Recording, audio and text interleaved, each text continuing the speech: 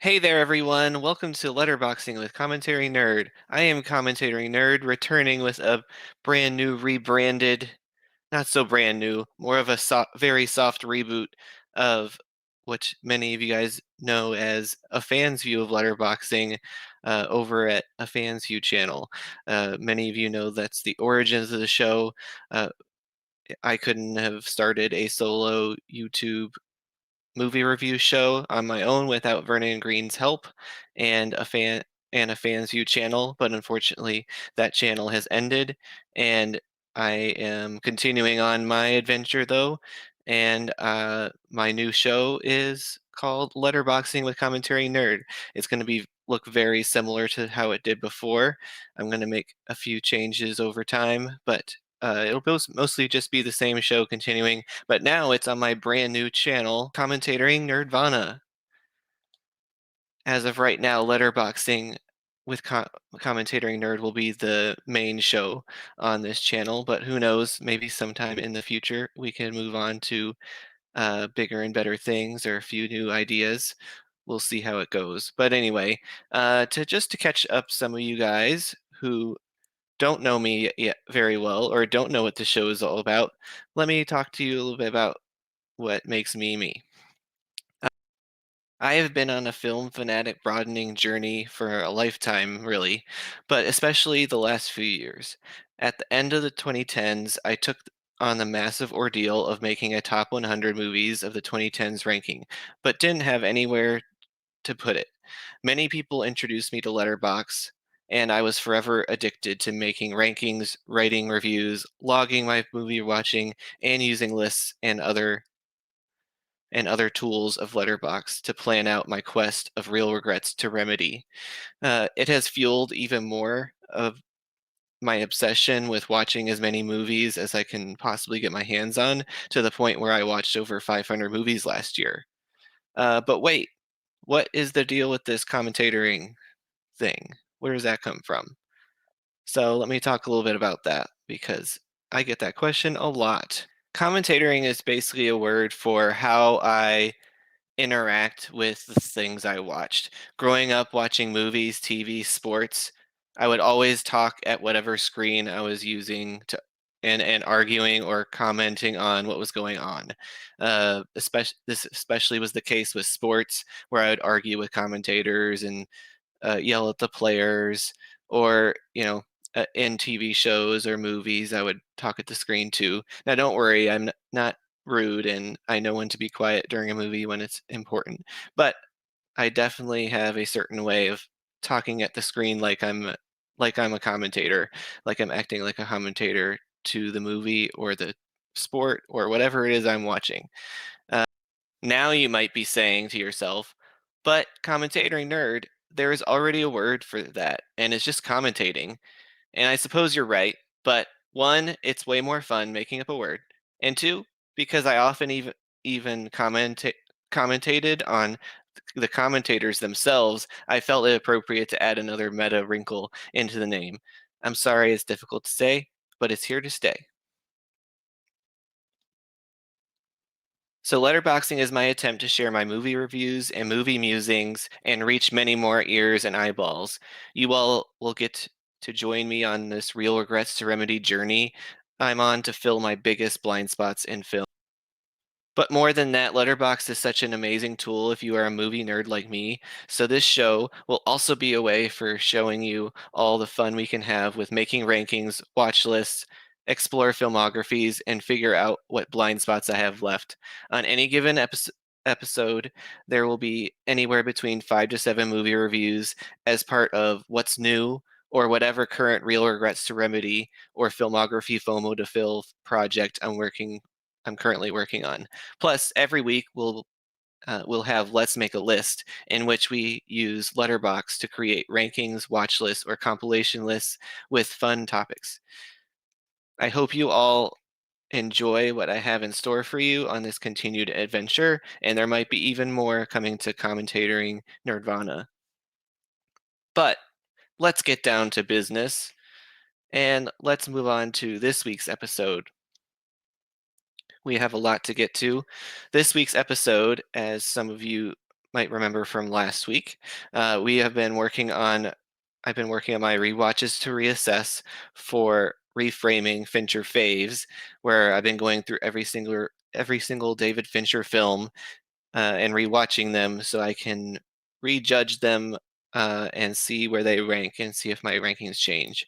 Uh, the impetus for this is basically that Zodiac and The Social Network and a few other of his films, I've always felt like they're all really good films, but I've never quite understood how people put them on such a high pedestal, especially Zodiac and The Social Network. They're still among my top favorite David Fincher films, but I still just feel like I didn't see the special element. So this project was to try to dig deeper into David Fincher and see if I could find the special elements within his films, and especially the films that I was already lower on than other people, and see if I could change my thinking.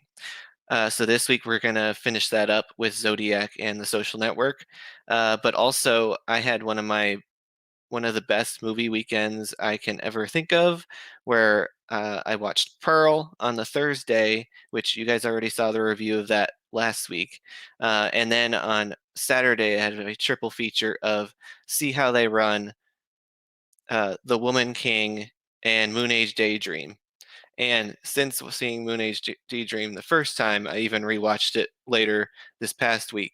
So this was an exceptional week at movies. I loved all of them, and I'm going to be able to talk to you about each one of them.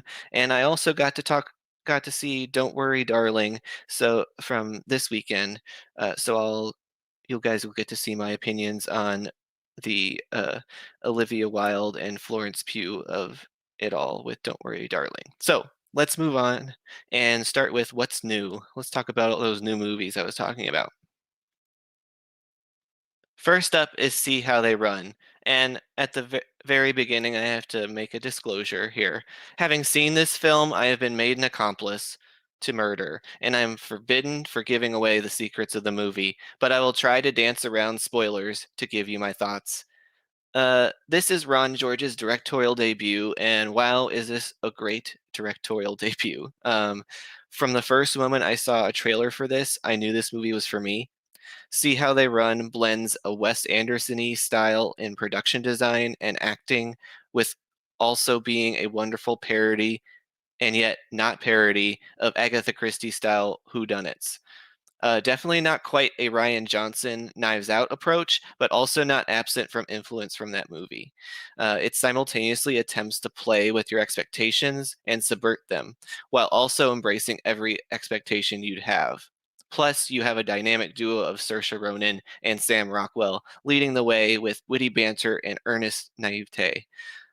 So, so this is what really won me over wanting to see this movie is the two of uh, these two together, and this is definitely the best element of the movie. Saoirse Ronan is amazing in everything she's in, but she's especially great in this. She plays uh, Constable Stalker. She's a very bright-eyed, bushy-tailed, eager constable who's moving up in the ranks to be able to take on this murder case.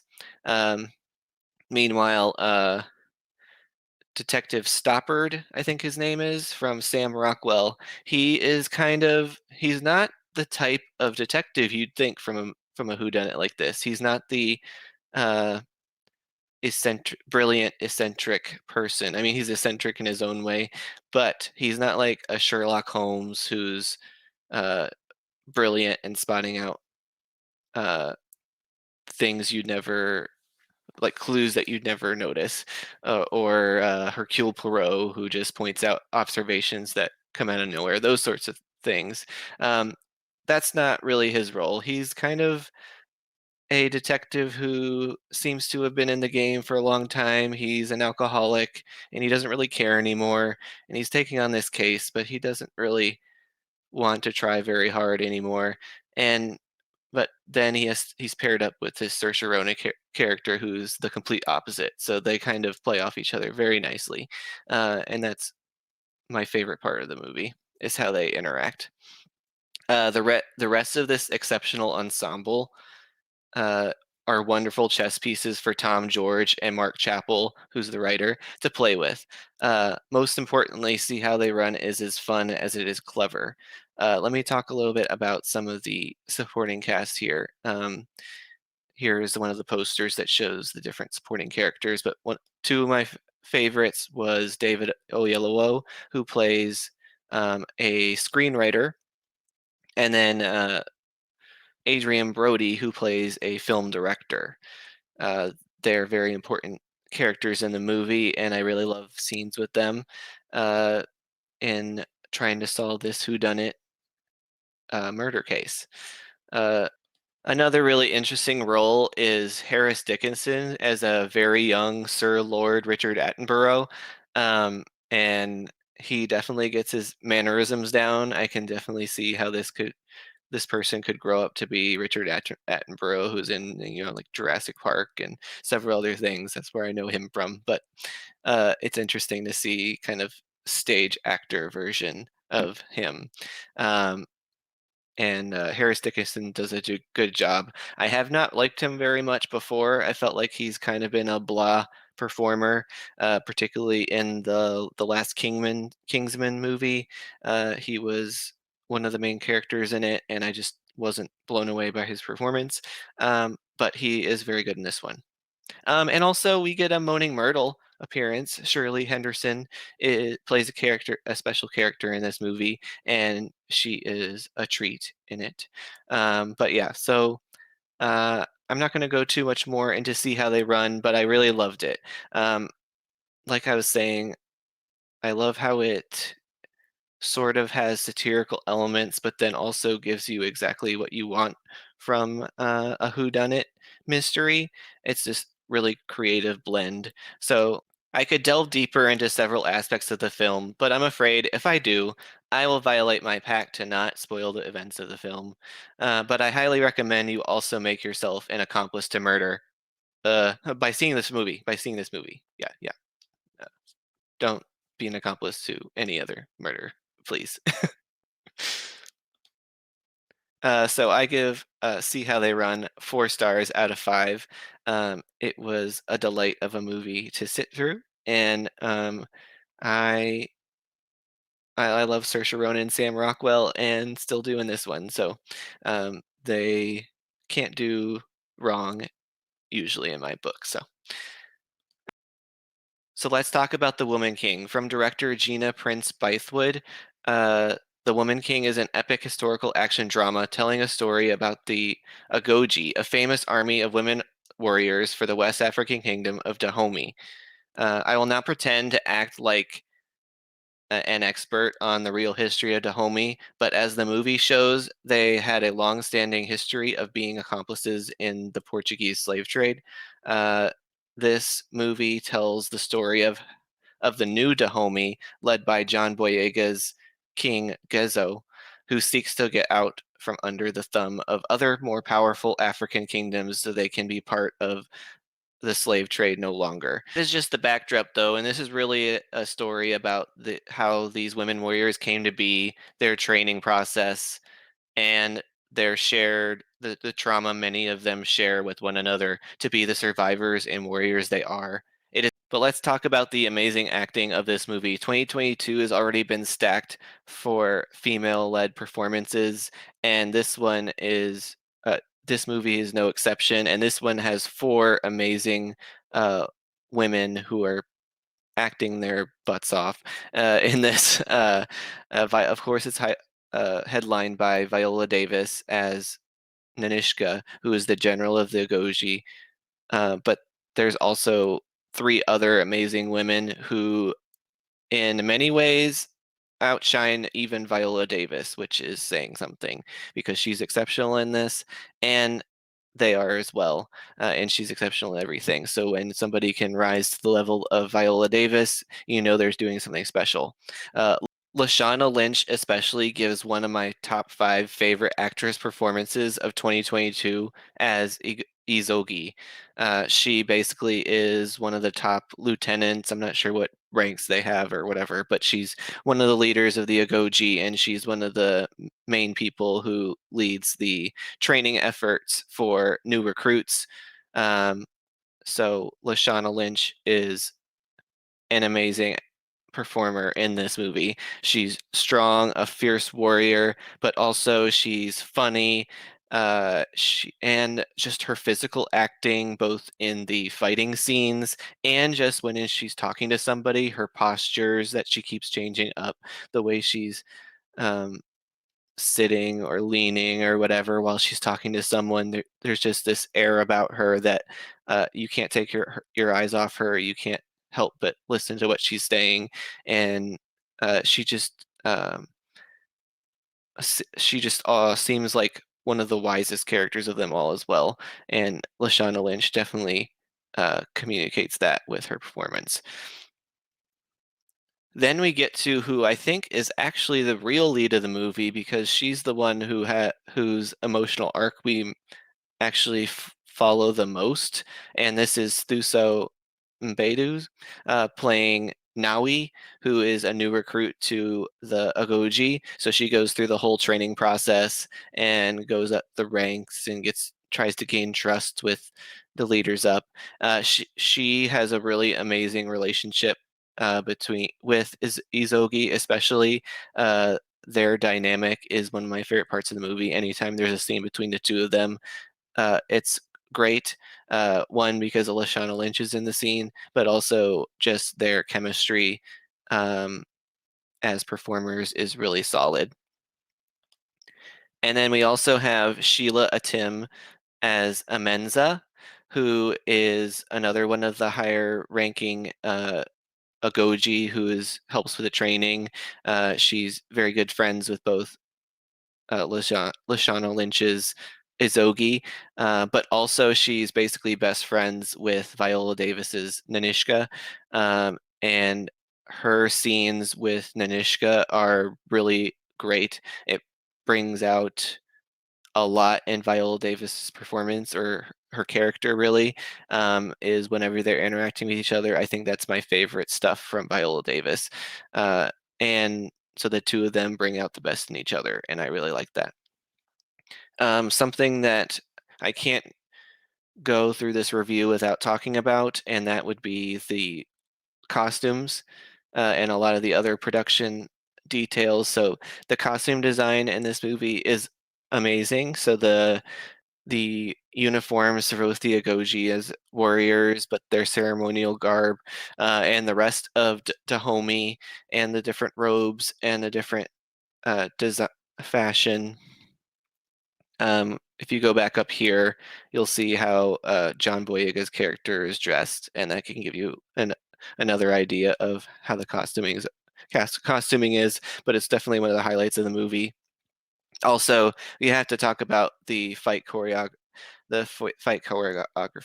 There's an amazing stunt team and fight coordinator team that put this movie together, and the fighting scenes are brutal and fierce and amazing.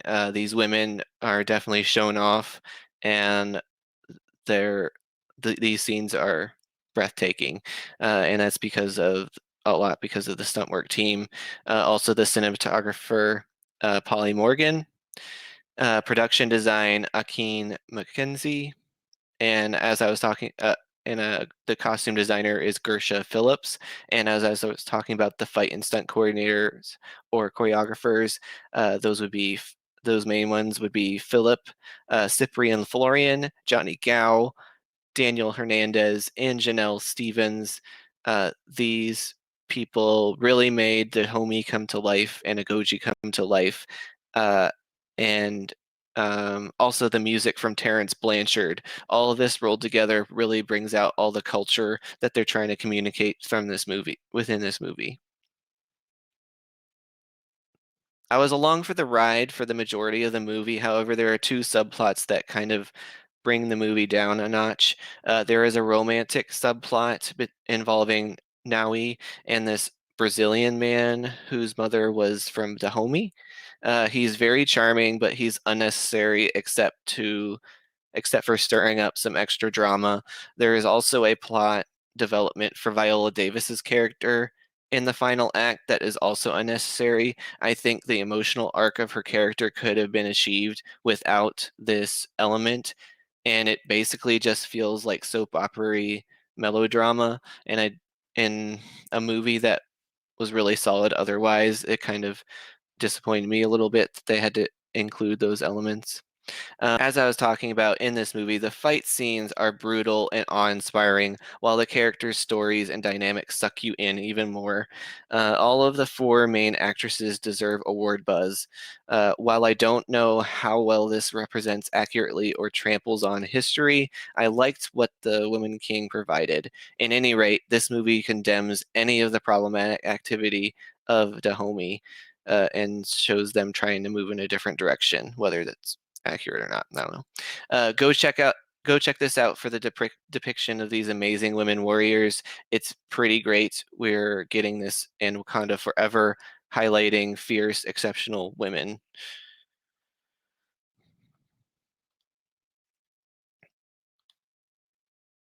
All right, so now I don't even know how to talk about this movie really, because it is one of a kind masterpiece. I went and saw the new David Bowie documentary, I guess you call it, Moonage Daydream.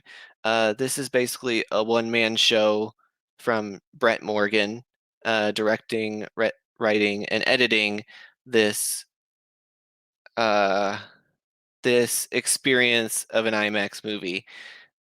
You'll see a bunch of people who contributed to the sound design in this movie, and it's definitely something along with all of Brett Morgan's work that is a huge highlight of this movie, especially within the IMAX format and how there's sound blasting in your ears for the entire runtime. Plus, also, you get music from David Bowie himself. Much of the music was from actual live performance footage, um, and it's amazing. Moonage Daydream is a masterpiece. I've never experienced anything like it. Brett Morgan orchestrated a marvel of editing and sound design. This IMAX experience was so impressive, I had to rush out to see it twice. Moonage Daydream is a barrage of thousands of visuals, pulsating music, roaring other sounds, and contemplative sound bites from Bowie himself. You might think that sounds abrasive and chaotic, but while it indeed is chaotic and overwhelming, it is a rush of getting a view into the psyche of David Bowie. It's an entirely immersive, mesmerizing cinematic concert. Uh, and so, just to give you guys some perspective, this is coming from someone who doesn't partake in many documentaries, as I've stated before, but also this is coming from someone who very much uh, but this is also coming from someone who very much doesn't keep up with music well. I like to consume lots of different types of entertainment, but the one I know about the least is music. I haven't been to many concerts in my life and don't keep up with current trends. I'm familiar with plenty of music, but rather illiterate about it. So the same goes for David Bowie. I know a few of his songs and that he starred in Labyrinth, but otherwise knew very little going into this. If there is anyone else like me, goddamn, is this the best way to be introduced or better acquainted with the legend and actual humanity of David Bowie? The insights this movie has into his mind, philosophies, and process it as an artist are fascinating on their own, but with this presentation style, they're even more profound. So, as I mentioned, this movie is really a flurry of images, sound, uh, uh, music, and everything. So, you're constantly getting rapid fire editing and sound blasted in your ears. So, here's just like a sequence of showing the different uh, looks of David Bowie kind of edited together. And then another one, plus also kind of uh, live performance footage and more performance footage, but also with him dancing. So all these visuals and sound and songs are flickering on screen, and then you get some of the interview sound bites that are interwoven in when the movie does calm down a little bit, you do have some quiet contemplative sections where you learn a lot about what made David Bowie tick as both an artist and a human being, how he approached life, and his artistic process, and how it kept changing over time. This is absolutely an experience that needs to be seen in an isolation chamber like a movie theater. IMAX is the best case scenario, and then any other theater. But if that is not possible, lock yourself in a dark room, a great screen, and great sound system. If you don't have that set up at home, uh, if you don't have that set up at home, find the best pair of headphones you have, lock yourself in a dark room, set yourself on your laptop or tablet, hold it as close as you can to your face, and let the sound and visuals envelop you. But the imagery, sound, and live musical performance of the opening 10 to 15 minutes takes you on an adrenaline pumping feast for the senses. It is intense, but completely envelops you and sets the tone for what this movie is going to be. Moonage Daydream is indescribably brilliant. It is the greatest feat of editing I have ever seen. The second viewing even helped me realize better how expertly crafted it is. 5 stars, moons, comets, whatever celestial object you want to use. Go see Ziggy Stardust, and all of Bowie's iterations blow you away.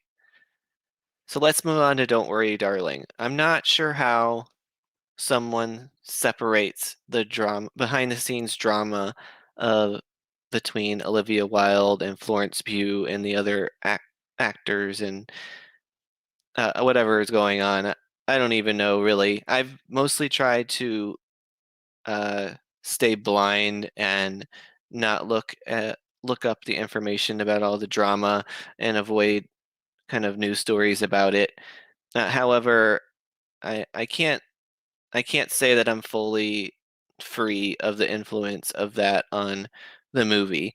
I'm not. I was never going into this trying to dislike it or like it or whatever. I wanted to give it its fair shake because at least the first trailer, I liked a lot. The second trailer, I felt like gave a little bit too much away. It seemed like, and I think they should just stuck with the first trailer they had. Um, but I went into this movie trying to push as much of that other stuff out of my brain and just experience the movie that was in front of me. And that's what I tried to do. But even with best intentions, sometimes you can't fully remove uh, an unconscious bias. So there could be there. Well, so take maybe my thoughts with a grain of salt. I suppose everybody really has to do that when they're talking about this movie. So anyway, I did want to see what Florence Pugh and Olivia Wilde off of Booksmart uh, put to screen more than anything. I think I was able to successfully embed myself within the events of the movie and forget all about that stuff. Don't Worry, Darling serves as a satisfying Stepford Wives style psychological thriller, while also being yet another stellar showcase for Florence Pugh. Unfortunately, I think one of the issues of this movie is that it never pretends to not be a psychological thriller. The marketing made that clear, of course, but when you have an idyllic community facade, it helps to actually fall for it being a sort of utopia. There is a very short amount of this movie that tries to be that or to pick the routine of the community. Chris Pine's character in particular never feels like a figure who is anything more than a fake benevolent leader. He does a great job in the role, but the character is presented aloof and mysterious from his introduction. Also, the second trailer, like I was worrying about, gave away way too many images away. Uh, gave away way too many images to clue you in on the bigger twist or reveal about what's going on. The acting overall was fine. I've seen criticism of Harry Styles, but I didn't think there was anything wrong there. Um, Olivia Wilde directs herself really well. I also really like the new couple to the community introduced near the beginning, played by Douglas Smith and Sydney Chandler. Chandler especially plays the timid deer role well. Uh, Also, I really like Dita Von Teese as Gigi. Uh, I thought she was very funny. She was sort of the biggest gossiper of our main group of women and helps deliver exposition, but she does nice character work within that. I feel like I've mostly listed negatives and not talked up the positive elements as well, but there are some standouts other than Pugh. And Pugh really is a standout. Florence Pugh is the reason to go see this movie. She is the best part, hands down. Uh, she plays the tense scenes well. She plays the romantic scenes well, and you're going on the journey with her, and she's definitely the one you want to follow. So I think that while Pew and Pine are great separately, how they react to one another is the best dynamic in the film. They have a bunch of great scenes uh, where they're playing off of each other, especially two confrontation scenes in this kind of dinner sequence scene. Um, and certainly at the dinner table, there's an exchange that is one of the best in the movie, and it's definitely worth the ticket price for them to kind of go back and forth. The build It's a very sleek film with impressive production design and style. There's great imagery with glass, mirrors, windows, and even water. There's also a big focus on symmetry, circular patterns, and synchronized choreography of movement. And whenever, a synchronization is broken, that's very important for the movie as well. So um, there's a lot of really cool imagery within that. Don't Worry, Darling realizes it is a type of psychological thriller that has been done before, and for better for worse, doesn't even try to trick you. There is still an ultimate mystery that is withheld for a while, but the idyllic life facade starts to crumble very early. The highlight is Florence Pugh for sure, and then the production design and imagery comes in second. Um, who knows what bias is hiding while watching this, considering the behind the scenes drama, but I think it is worth everyone checking out to figure out for themselves. So go ahead and check out Don't Worry, Darling, but I give it a 3 stars out of 5 and give it a like. Okay, guys, so now that I've gotten through the what's new section of the show, let's take a look at my 2022 movie scene rankings and see how they've changed. So now I have 4 more movies added, and I've done some shuffling around since last time too. Um, so I have Moonage Daydream. Its 5-star rating soars to the top of my 2022 rankings. It's into the 4th spot. Doesn't quite pass Top Gun Maverick, but it is one of the most amazing theater experiences I can think of ever having, and it definitely is something I'm going to remember for a while. Uh, Pearl from last week is now in 10th place, which I moved up a little bit since last time I talked about it. See How They Run is sitting just behind in 12th place. I slid down The Unbearable Weight of Massive Talent a few slots since last time.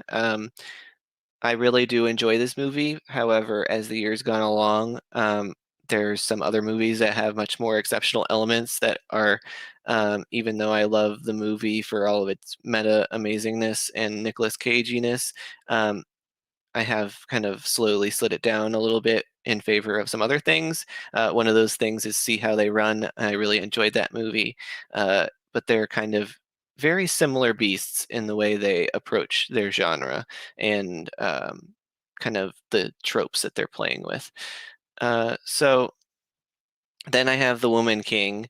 Um, it's a little bit lower, as I was talking about, mainly because of the kind of romance subplot and the extra kind of melodramatic things that they added into the plot of the movie, the screenplay of the movie, that dragged it down a little bit. It's still a 4-star movie and really exceptional performances, but I have it slid down under Nope and Chip and Dale Rescue Rangers.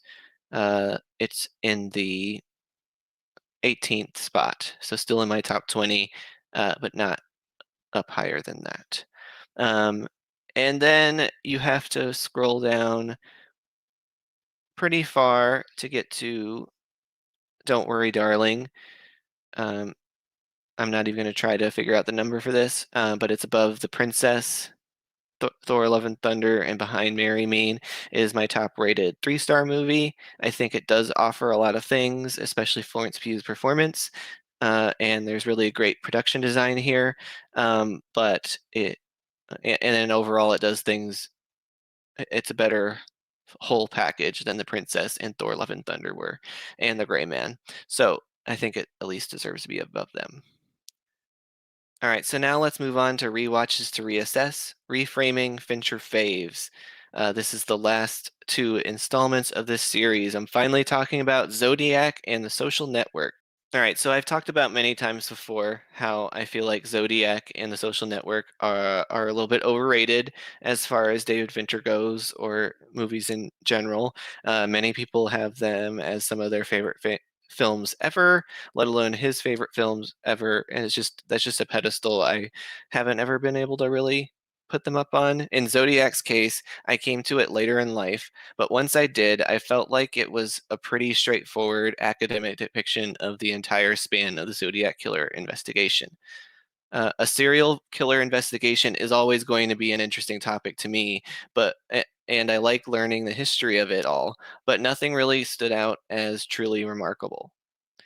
I think some of my troubles come when I compare it to his Netflix series Mastermind, because there is a palpable energy and determination to that show that Zodiac never really achieved.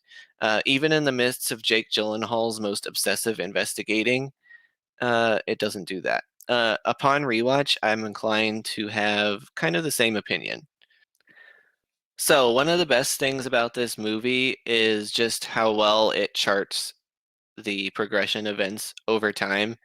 This is certainly something that Fincher really likes to do, is to um, kind of track the methodical step-by-step developments of a criminal investigation, especially with serial killers. It's been one of his favorite topics for his whole career, and it's definitely shows in this movie. But of course, what's as I'm watching the movie, I can't help but be wondering, so who's the mastermind who put all this information together so that this movie can exist? Because this is a ton of going back with research of different investigators and detectives and journalists and whatever, and the answer is actually a character in the movie, the real life work of Robert Graysmith, and the research he did to write his two books on the Zodiac killer investigations. So he actually, um,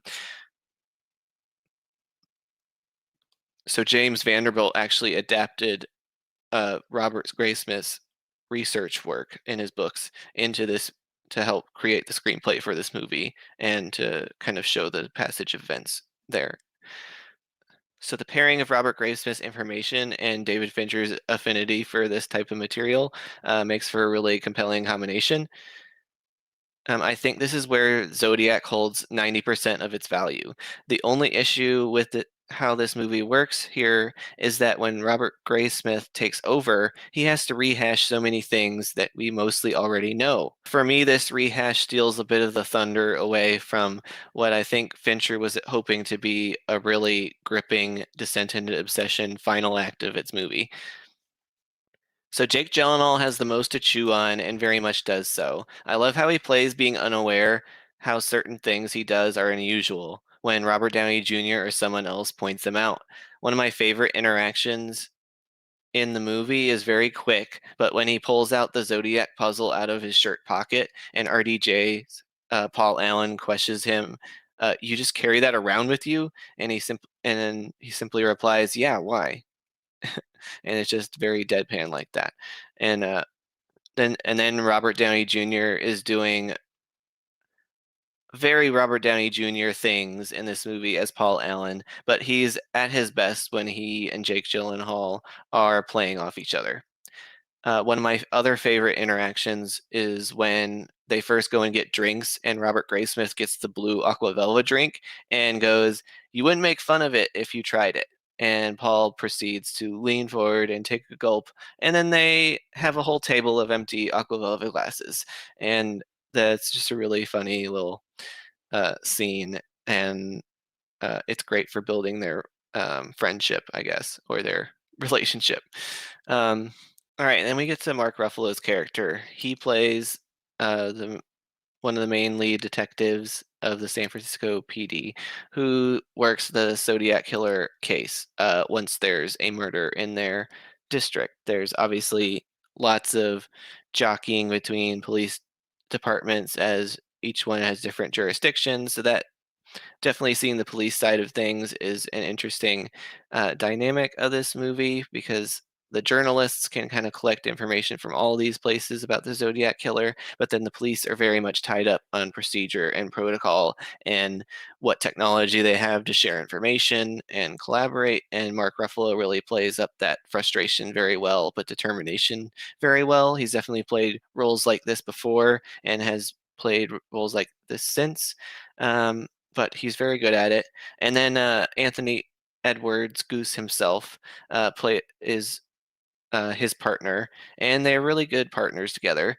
For these two, David Fincher really focuses in on the being woken up in the middle of the night or not getting to bed at all aspect of their lives in this case, which I appreciate.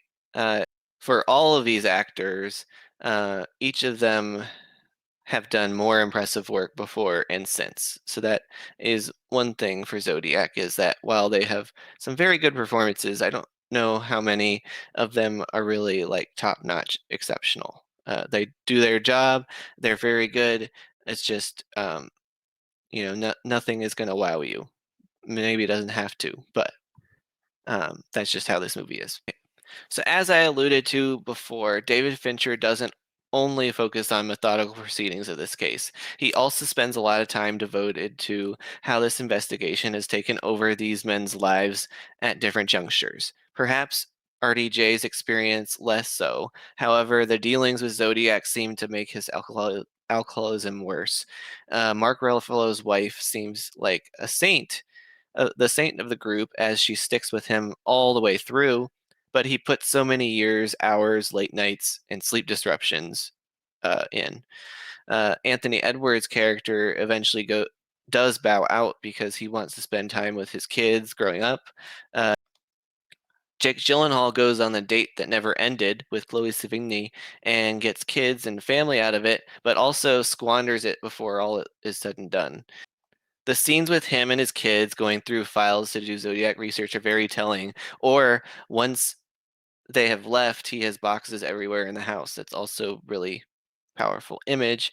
My only hang up on this is that these things are put on screen and shown or said, but there is still some weight missing on it.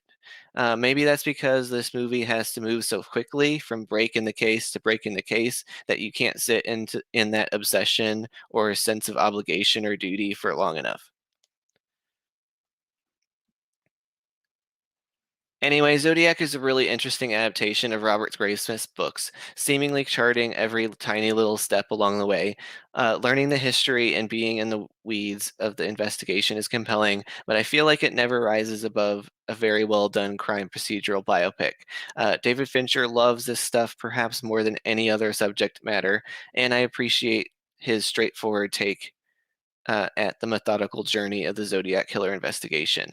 It doesn't need to be more than it is for me. I just don't see the masterpiece tag that many people put on it. I give this a 4 stars out of 5. Let's move on to The Social Network.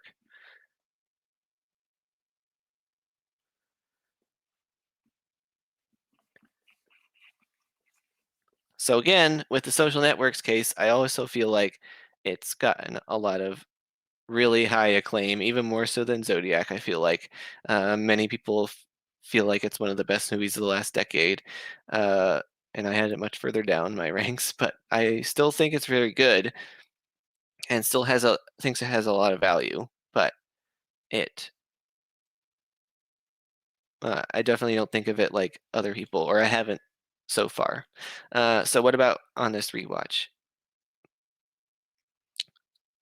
So the social network is the recollection of the beginnings of Facebook through the framing device of Jesse Eisenberg as Mark Zuckerberg, narrating how things happened to a deposition of him being sued by his former best friend and twin Harvard crew Army Hammers.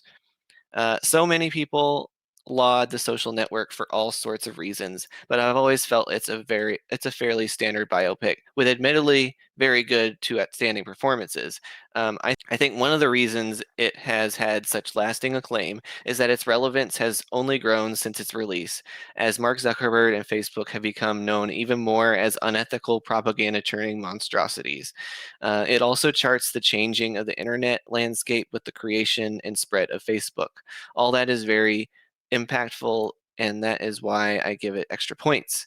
On this rewatch, I think I remain fairly consistent on my take. Certain things, like the performances, won me over more than before, and certain things did not hit as strong for me.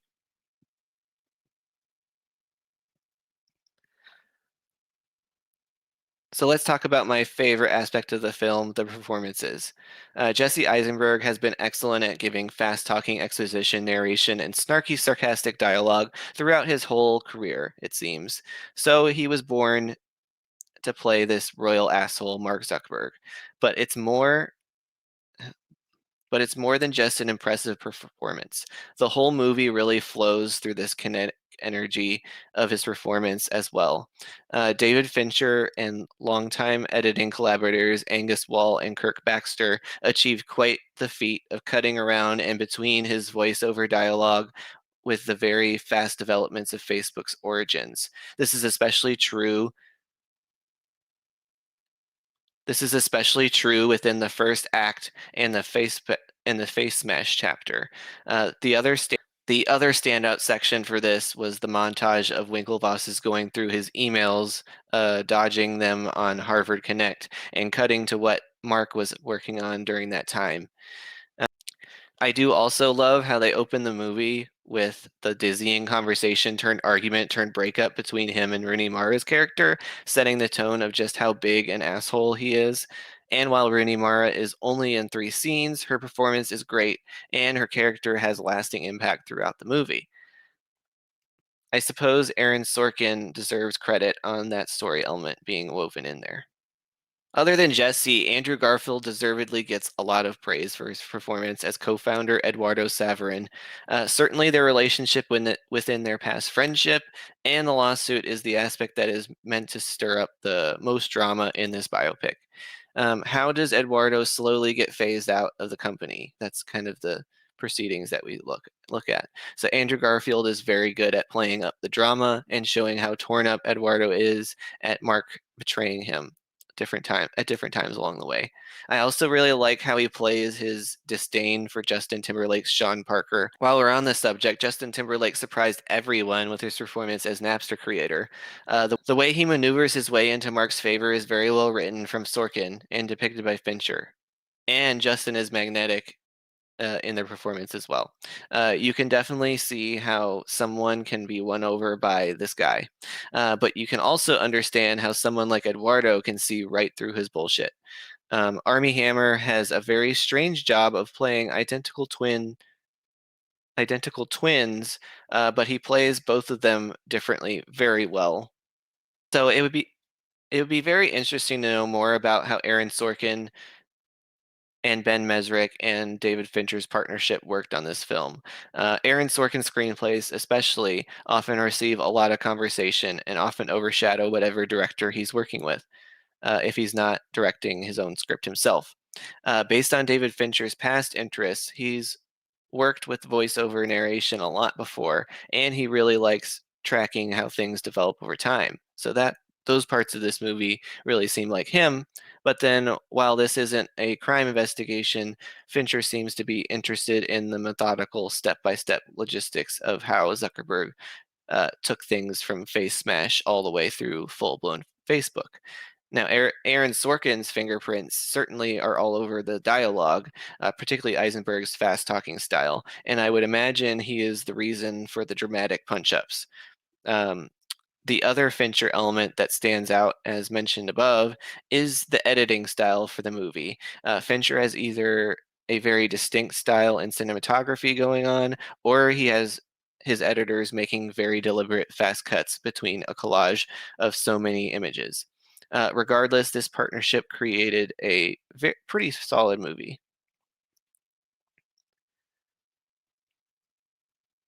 And speaking of David Fincher collaborations, let's talk about Nine Inch Nails. So David Fincher worked with Trent Reznor and Atticus Ross, as we talked about before on the show, for the first time as their music video director for their song Only. This relationship apparently grew, and The Social Network was their first ever collaboration with Fincher as his composer team. Their first film score was actually The Book of Eli in the same year, but this is the movie that instantly made them award-worthy composers. Many people love this score, and I really enjoy the parts of the movie when I can focus in on it a little bit. However, with with the pace this movie moves at, my attention is often very focused on the plot unfolding.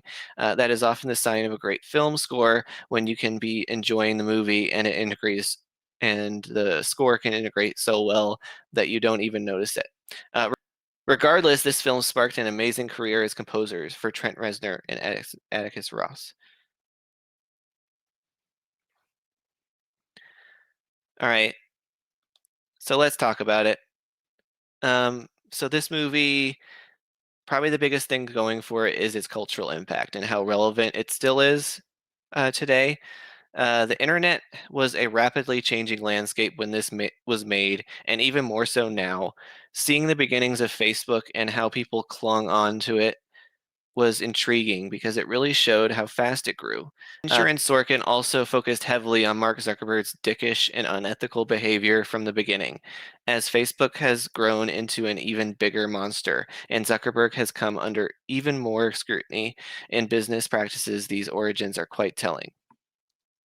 While Fincher and company were willing to condemn him on some of these things, they were also very interested in praising him for his brilliance, which is fair, but I think this tone is something that doesn't age as well, particularly when you include Rashida Jones's character feeling sorry for him and finishing with the line, "You're not an asshole, Mark.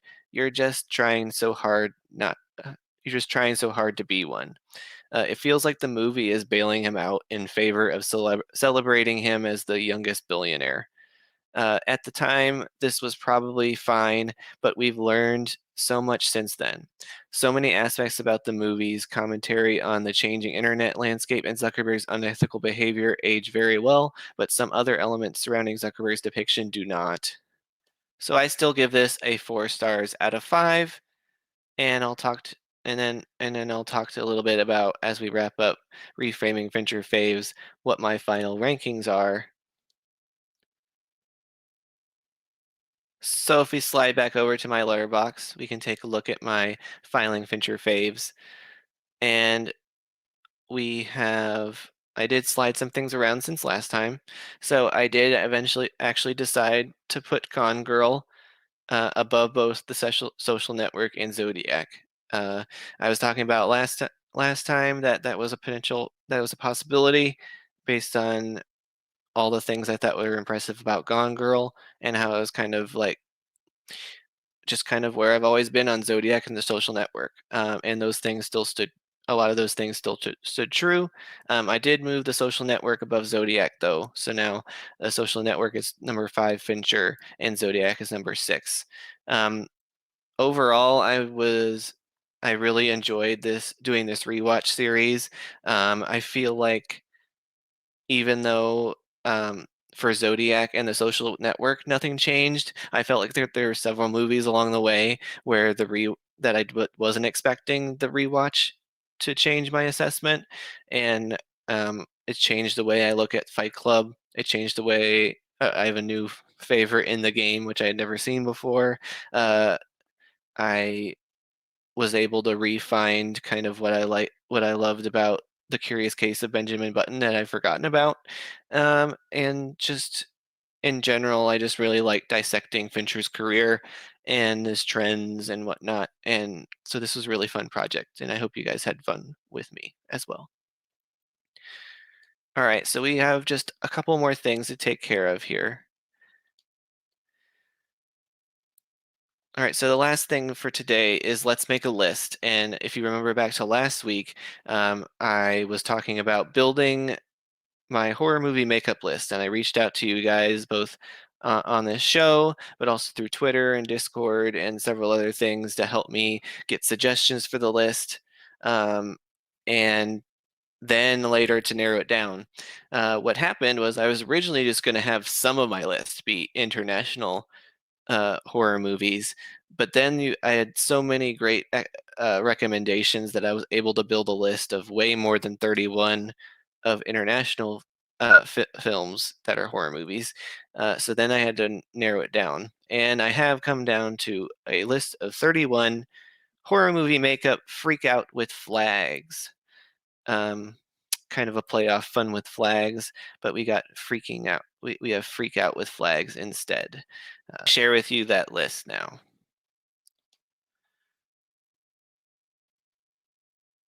So this is my third annual October horror movie makeup 2022 with a special theme of freak out with flags. So every single movie on this list is an international horror movie. And within my letterbox, if you open up the list view, you can see the notes for each movie, and in the notes it gives the country of origin and their flag next to it. So if you want to wander over to my Discord and see which movies and countries and flags I have represented, you can definitely do that. But I'll show it to you now here. So the reason I wanted to include international films on this list is I knew about the American remakes of Ringu and Ju-on the Grudge, The Ring and The Grudge, and the American remakes, and I just wanted to go back and check out those films, the actual original Japanese versions. But then I knew there was several other just foreign language horror that I just have not ever been able to get a hold of. There's a handful of movies that I've seen within international horror, but I really haven't. There's so much more I haven't seen, which is why I have a list of 31 of really good movies. It seems like from everything everyone's told me about these. I also have Diabolique from France, Raw also from France, um, uh, Record, or REC from Spain. This is a found footage film, I believe. Goodnight Mommy is from Austria. House from Japan. Lake Mungo from Australia. Eyes Without a Face, France. And then those are my those are my top 10 that seemed like most highly recommended from people. And then we get down into I bunched them up by countries again. So then I got a run of Italian horror with Deep Red leading the way, Blood and Black Lace, and Demons. Then I have Mexico's Tigers Are Not Afraid from a few years ago. I've heard lots of people recommend that over the years, and finally getting around to it. The Orphanage. This is a production from both Spain and Mexico. La Llorona. This is the Guatemala 2019 version, not the American Blumhouse 2019 The Curse of La Llorona. And I think there's also a 2022 La Llorona movie, but this is the Guatemala one from 2019. Then I have One Cut of the Dead from Japan, Audition also from Japan, The Wailing from South Korea, and this was one of my main polls that was just finishing up, but hashtag alive is I decided to keep over A Tale of Two Sisters as far as the South Korean group goes.